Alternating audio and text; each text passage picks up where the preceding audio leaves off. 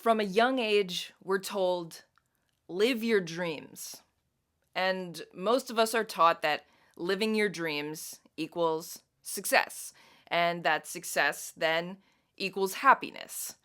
And so we chase that idea with career milestones, awards, status, fame, maybe even the classic white picket fence. I was surprised to find that that's almost the word for word definition of success in the dictionary. But the real dream isn't that definition of success. And real success isn't just outward achievement.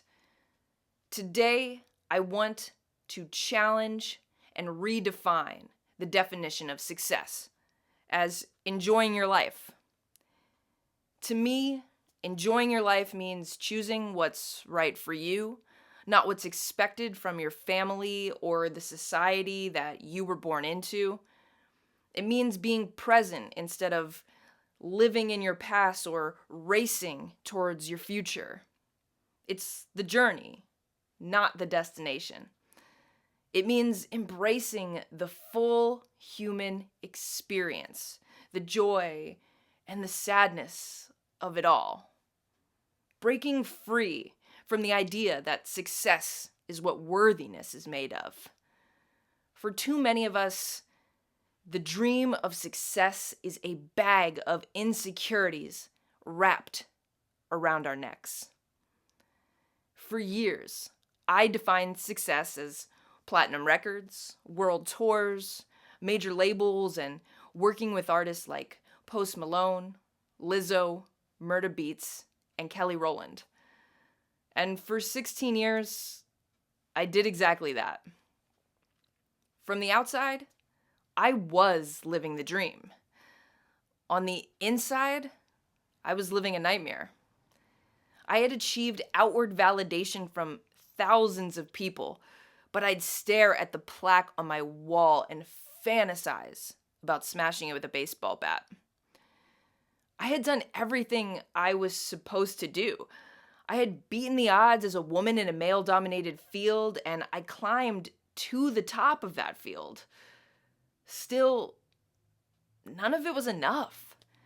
I wasn't enjoying my life, and I didn't understand why. After years of nonstop work stacking success after success, I hit what I call a devastating burnout. The kind where you can't push it down anymore, you hate the thing you love, and your body says, absolutely no more. We cannot do this. I had made music my success, my entire identity.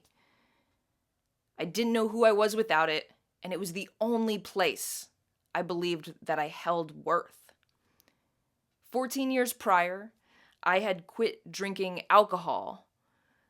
And I have a really cool story about how 3 weeks after I quit drinking, I started making all of my money on music. What I didn't realize for another 12 years was that I had traded one addiction for another. Overworking.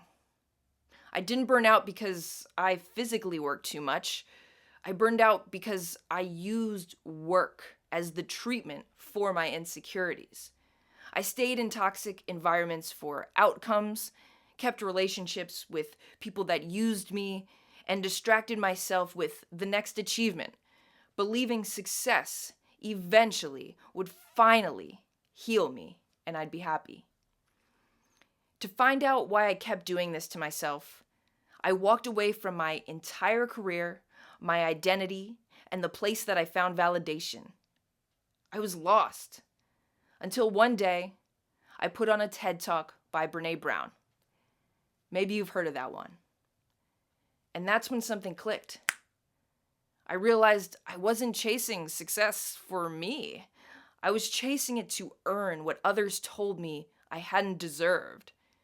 The next 2 years I spent digging deep, learning, and rebuilding. I studied myself, my motivations, my values, my patterns, and how I reacted to life. And from that work, I created what I call my inner compass, a simple practical tool to help navigate life in alignment with who I truly am and help myself enjoy life and redefine success for myself.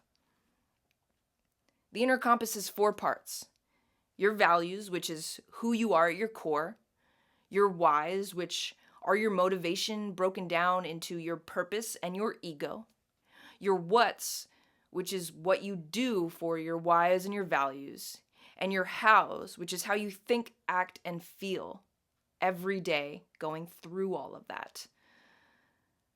The inner compass is already running inside of all of us, whether we notice it or not. But when we're not aware, we often make decisions based on fear, insecurity, and others' expectations, like the expectation of outward success. When you follow the inner compass, you start making choices and decisions that align with the life you actually want, not the one that looks impressive to everybody else. I used to not be able to get out of bed if someone didn't like a mix I did. Now I'm grateful for the feedback and curious about how I can help. I still make music, but I do it on my terms, in environments that support me, with people I respect. I'm free to enjoy my life. The real dream. I thought the dream was success, to be at the top of my field. But if you're sacrificing yourself for outcomes and other people's validation, and you're running from your feelings, you're not really living your dream. You're really just asleep at the wheel. The truth is, the only dream worth chasing is enjoying your life. Thanks so much for watching, everybody. This is the first iteration of what I hope to be my TED Talk one day. I'm going to keep doing speeches on here for practice and hopefully to inspire you all and share my story. Thanks for watching. Let me know what you think in the comments.